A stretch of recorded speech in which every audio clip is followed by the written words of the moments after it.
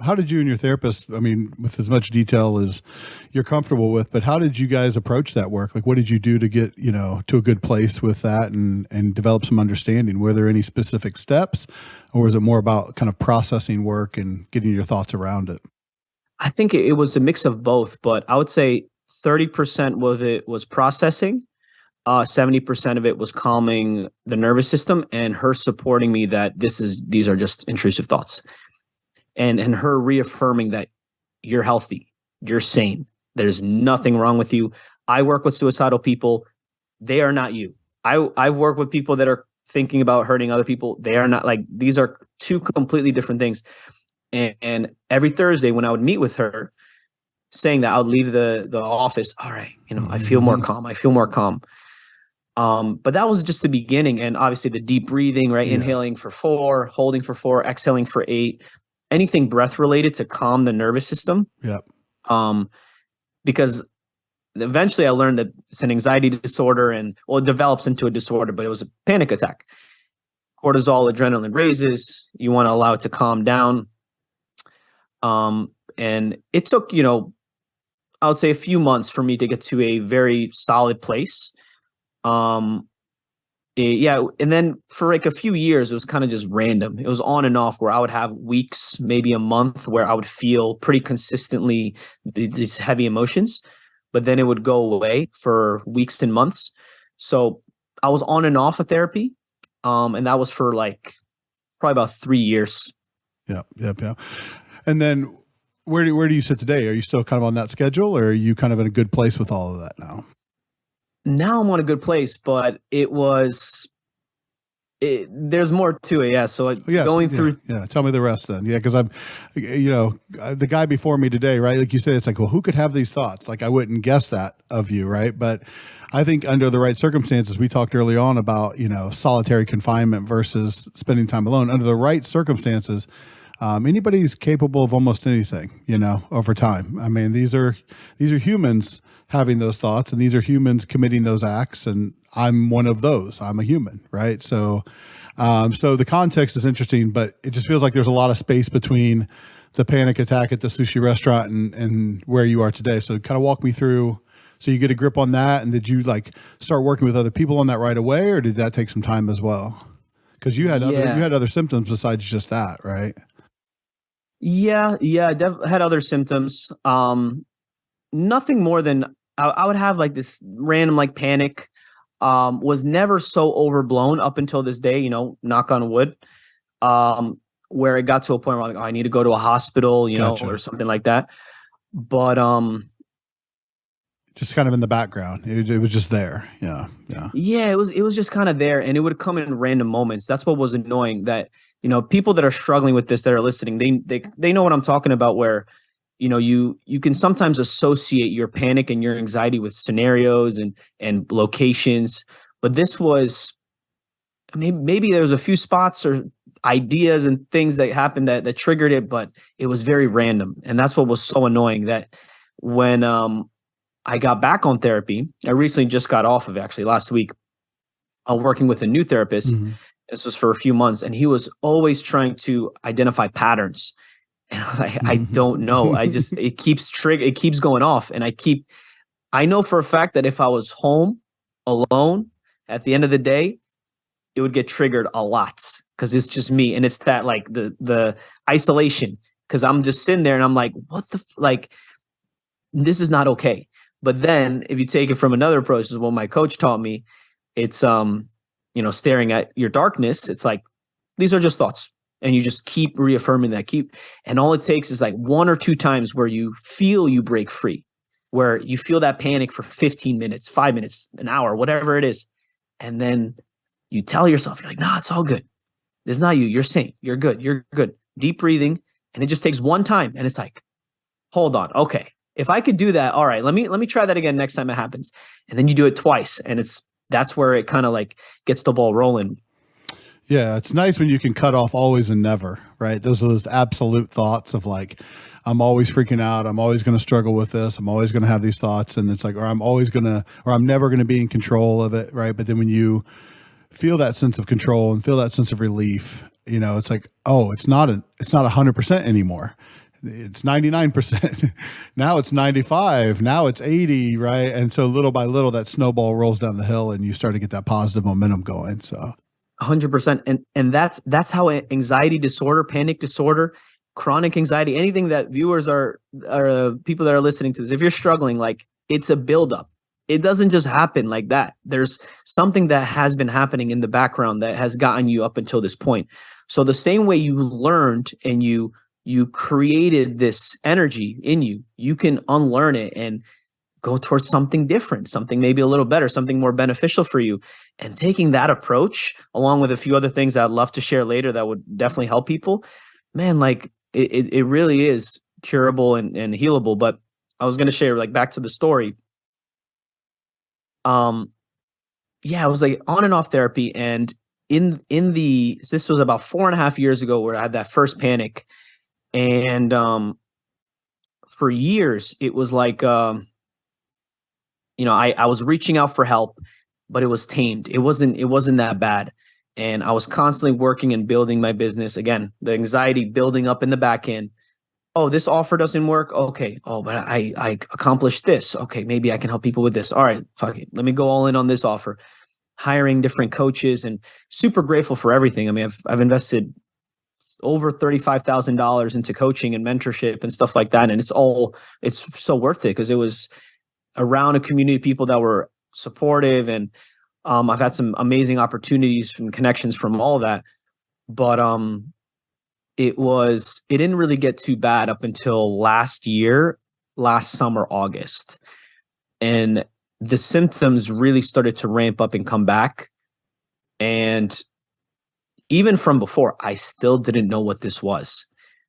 At the time, I had this, I was working with a coach. She's more of like spiritual business coach. That's, I guess, probably the best label to put it. Helps people build their online business, but more in a conscious, spiritual way, law of attraction, that kind of stuff. And he's absolute genius. And as he was helping me, I would reach out to him and ask him about this kind of stuff. Like, what should I do? And I would explain to him and he'd be like, just take a deep breath. This anxiety, let it pass. And that got me so mad because I'm like, no, this is not it. Like, I'm telling you, this is worse than you think it is. And it was really, it just kept building and building and building to a point where I'm like, all right, this is interrupting my life. It's not, once in a while I have anxiety. Like, no, this is happening multiple days a week. There are some weeks where it happened every single day where it's like almost a full-blown panic.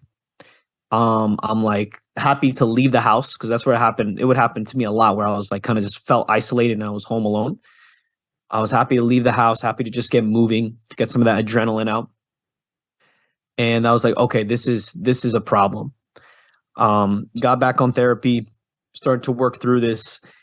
In the beginning, it actually kind of made it worse, I noticed, with therapy because we were talking about it constantly and we were overanalyzing it and reviewing it. And it wasn't up until a few months back where I got in touch with this coach, and he specifically helps people with anxiety disorder, panic disorder, and agoraphobia, which is a fear of panic attacks, your fear of living. You're just locking yourself in your house and afraid to leave. And everything that he was sharing in his posts, I was like, damn, like, this is it. This is exactly what I'm struggling with. And this was the only person that I ever saw or connected with that understood what I went through and also went through it. Because of the things that he was sharing, I'm like, okay, he understands. So I got in touch with him and, I was like, I started working with him. I was like, as soon as possible, because I have this strong desire. I want to live my life. And I want to live it in a great way. So whatever it is I need to do, I'm willing to do it.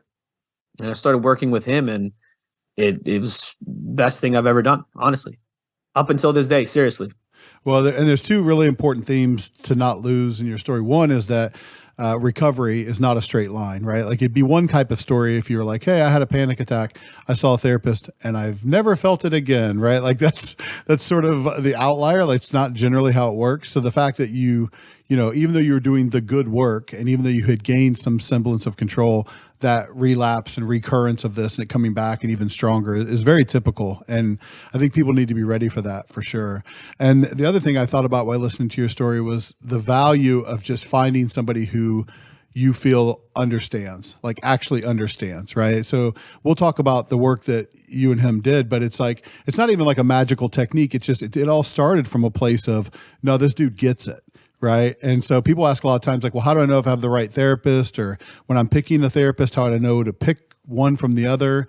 And I think that's the best piece of advice is if you get a sense from them that they understand and they get it, you've got a really strong foundation to build from, right? Because otherwise, if they don't get it or they don't have a full understanding or you're not connecting, they can have perfect technique and they can have all the right ideas and you're just not going to benefit in the same way as the healing power of another human who understands me. I feel heard. I feel understood. I mean, that's just such a wonderful place to start. So glad you found that, and you found it online. So you kind of went shopping for coaches and that's where you found it. So I was desperate. I was in such pain and suffering where I can't even tell you, like I literally losing nights of sleep. I'm laying there and I sensed that, like the cortisol just in my stomach. I feel like my whole body I was like shaking and I couldn't, there's no way I could fall asleep in that state from nothing, from just sitting in my room. No threats, nothing happened that day that was traumatic. I didn't see anyone get run over by a car, nothing. And I'm just sitting there shaking. 30 minutes of sleep. I wake up the next day, I'm exhausted. And it was like multiple times social gatherings. I mean, it was brutal. Losing my appetite. I can't, if I smell food, I would start gagging. It was very, very severe. And I was just scared. I was on it. That was the thing. I was just scared because I'm like, then it transitioned into health anxiety. I was worried that something was going to happen because I'm over stressing, eating less. People are, oh, you lost weight. You know, I looked sucked up here. Jawline was like super skinny. It just didn't, workouts, nothing was as effective. I wasn't living. I wasn't operating I was operating at a terrible level. Well, there are a lot of base needs there you weren't getting met, right? So I've mentioned this on other podcasts, but we use HALT a lot: hungry, angry, lonely, tired, right? So if you have any of those states going on, you need to kind of be very careful about decision making and things like that. In addiction treatment, that's kind of a recipe for a relapse. If you're walking around hungry, angry, lonely, tired, you need to halt, stop, find your sponsor, find a meeting, because you're not going to be working up to capacity. You're very vulnerable in that state. So you're carrying around this elevated level of anxiety, health anxiety with it. Oh, by the way, I'm not sleeping, so I'm not recharging my batteries. I'm not eating, so there's not proper nutrition, for my body to process these chemicals with. So you're running at multiple deficits at the same time. Not a comfortable. No one knew about it too. Yeah, because you were playing pretend all along, right? So tell me about, you dig into this work with this coach. Tell me how that starts, and tell me kind of how you guys approached it versus, if you could talk a little bit about that, because you're kind of using coaching and therapy sort of interchangeably, but I can hear the difference between the two. You kind of conceptualize them differently. So tell me about the work that you did with this coach and kind of how it compares to like traditional therapeutic work, like why this might have worked a little better for you. Mm-hmm. Oh, I love this. This is the good stuff. Like this stuff to the listeners, man, I can't even explain to you how many doors this has opened for me. Like as shitty and as terrible an anxiety disorder, panic disorder is, it's literally transformed me. Like it really has. It's opened so many doors. But when we initially started, like you said, that it was just the first click of like, okay, this person understands me. And it's having a coach or a community or a safe person that you can reach out to talk to this about, that understands you. Like, because I thought there was something wrong with me. And if you're struggling with this, like you think like, oh, damn, like this is not normal. But when a guy or a girl says, dude, you're perfectly normal, everything is fine. And every time you hop on a call with them, they say the same thing. You message them, they say the same thing. Eventually, after 1, 2, 3 weeks, you're gonna be like, okay, like there's some sense to this. And then I started to notice, like I would have anxiety, and then it would kind of go away, and I would feel good for hours and days. Like, okay. And I started to connect the dots. Like, okay, this is starting to make more sense. Like I see what he's saying. Like this isn't as bad as I thought. Like maybe this is actually healable. Because at first I thought that it wasn't. Like I was like, this may be something I'm gonna suffer with for my whole life. So it was that. It was the coaching. That was the biggest thing, is having someone that is there to support you, help walk you through it and educate you. Because I didn't know what this was. Like, if someone tells you like, okay, what is anxiety? Like, cortisol is released in the blood, adrenaline is released, and your RAS narrows, reticular activation system, you start to search for danger. That's all that happens. That's it. Like, nothing changes around you. You're just searching for danger because you want to make sure that you and your body stay safe. And in a anxiety, if you have a panic attack, it's just amplified. It's just way more intense, and you're afraid of just living. You're just you don't know what's happening. But yeah, so it started with the coaching. Then he educated me on this and told me what's happening is that, yeah, you have intrusive thoughts, but it's not the thoughts. The problem is that your nervous system is charged up. It's aroused like crazy. Like anything that happens is arousing the nervous system. It's triggering you, everything. So that's what a disorder is when it's a false alarm that's going off for no reason. And I'm like, okay, interesting. Because he goes, 10 years ago, you could have the same thought of, oh, with the school shooting, like, could anyone be a school shooter? A thought like that would come up and you'd be like, nah, of course not. Like, there's no way. And then you just continue to live your life. But because I had so much energy that I guess like toxic energy in my body, I latched onto that thought and I thought to myself, like, damn, like this is a big deal. And I made a big deal out of it.